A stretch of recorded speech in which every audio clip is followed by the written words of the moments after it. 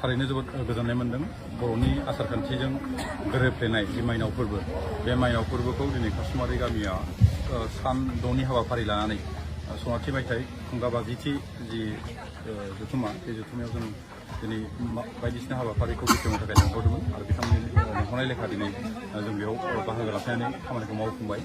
दिनै जोंनि बर'नि हारिनि गेजेराव मोनसेल' गुबै धोरोम होननानै जों सानोब्लाथाय बे मोनसे बाथौ धोरोम आरो बे बाथौ धोरोमजोंनो सोमोन्दो लाखिनानै दिनै माइनाव फोरबो, थामहिनबा जों बर'आदि जोंनि आबाद गुबै हारि आरो लोगोसे जोंनि हारियादि बोथोरजों सोमोन्दो थानाय माखासे जोंनि जिखिनि फसलफोर, बे फसलफोरखौ दिहुननायखौ लानानै जोंनि आसार खान्थिजों सोमोन्दो गोनां आरो जोंजों गोरोबफ्लेनाय माखासे फोरबोफोर दं। बे फोरबोफोरनि गेजेराव नैबे माइनाव फोरबोआबो मोनसे।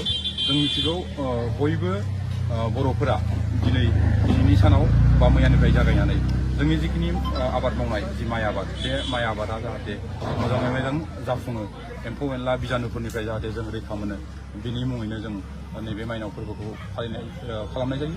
आरो बे लेखायैनो दिनै कासुमारिया बे माइनाव फोरबोखौ मोनसे गोदान मुगाजों गोरोबनानै फैसालिनि जोहै खालामनाय जादों आरो आसा खालामो दिनैनि जि सान 6नि जिखिनि हाबाफारिफोर, बे हाबाफारिया माइनाव फोरबोनि बा बर'नि जिखिनि धोरोम बा आसार खान्थिफोरखौ लाखिलांनायजों लोगोसे फैबाय थानाय इयुन जोलैफोरनोबो नैबे धोरोमनि सायाव, नैबे फोरबोनि सायाव जाहाथे जों एसेबाबो साखाफारा खालामनानै होनो हायो, बेखौ आं फालिथाय आफादनिसिम खावलायनाय थाबाय। आरो बेखौबो आं गासै रायजो राजा बिथांमोनखौ खावलायनो लुगैयो जाहाथे नैफोरबायदि फोरबोफोरखौ बा बर'नि आसार खान्थिजों बा बर'नि धोरोम बाथौजों गोरोबफ्लेनाय जिखिनि फोरबोफोर, बे फोरबोखौ जाहाथे इयुन समाव फैबाय थानाय समाव गाजा गोमजायै जाहाथे फालियो, बेखौ आं खावलायनायजों लोगोसे दिनैनि जिखिनि हाबाफारिफोर, सान 6नि लानानै हाबाफारिफोर, बे हाबाफारिया जाहाथे मोजां बाबेनलाङो, बेखौ आइ बिमानियाव आर'ज खालामनायजों लोगोसे दिनैनि जिखिनि मावफारि बेखौ मावफुंनानै होनाय जाबाय। दिनैनि समाव धोरोमखौ बेफार फालांगि बायदियाव बाहायनाय बायदिखौ नुनो मोनो। थारैनो डेम'क्रेसि जिहेतु हादोर,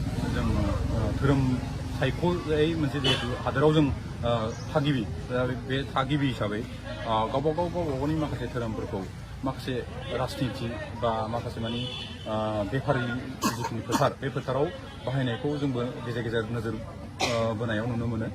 बिदि धोरोम बायदि मोनसे गोथार बेसादखौ बा जोंनि हारि बा जोंनि राव हारिमु बा आसार खान्थिजों गोरोबफ्लेनानै थानाय जों बर' हिसाबै थांनानै थानो हानाय जिखिनि सिनायथि, बे सिनायथिजों सोमोन्दो थानाय जिखिनि धोरोम, बे धोरोमखौ बा गुबुन हारिनि जिखिनि सिनायथि बा बेखौ राजखान्थि फोथाराव बा बेफारनि जि फोथार, बे फोथाराव लाबोनाया थारैनो मोनसे निन्दा होथावथाव। आरो आं आसा खालामो बा खावलायनो लुबैदों बेफोरबायदि हाबाफारिखौ जाहाथे राजखान्थि बा बेफार बिथिं फारसे बोदेरनानै लाबोआ। बर'नि धोरोम फुजाफ्राव गोबां जौ जुवा बेफोरखौ होनाय नुयो। बे हिसाबै नोंथांमोननि सरकारनिफ्राय मा थारैनो मोनसे मोजां सोंथि सोंदों। आं जेब्ला दुलाराय बर' फरायसा आफादाव सासे नंखाय बिबानगिरिमोन, बै समाव जोंबो जोंनि गेजेराव जि फुजा फोरबोआव जानाय जिखिनि जौ जुवा दाइस, बे हाबाफारिखौ गोबां होबोनायखौ नुदोंमोन आरो दुलाराय बर' फरायसा आफादनिफ्राय बेखौ मैखोमै होबथानायबो जादोंमोन।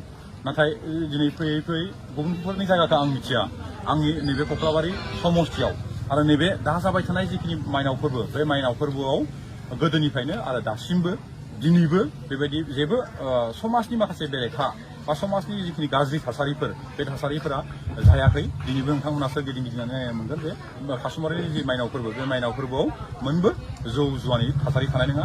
आरो आं बुंदेरनो लुगैदों, थांनाय एसे सिगाङाव जालांनाय जि दुर्गा फुजा आरो लोक्षि फुजा, बे दुर्गा फुजा आरो लोक्षि फुजायावबो आंनि समस्थियाव जों फैखांनायनि उनाव जेबो दाइस आरो जौ जुवानि फोथारखौ बा थासारिखौ जों नुनो मोनाखै।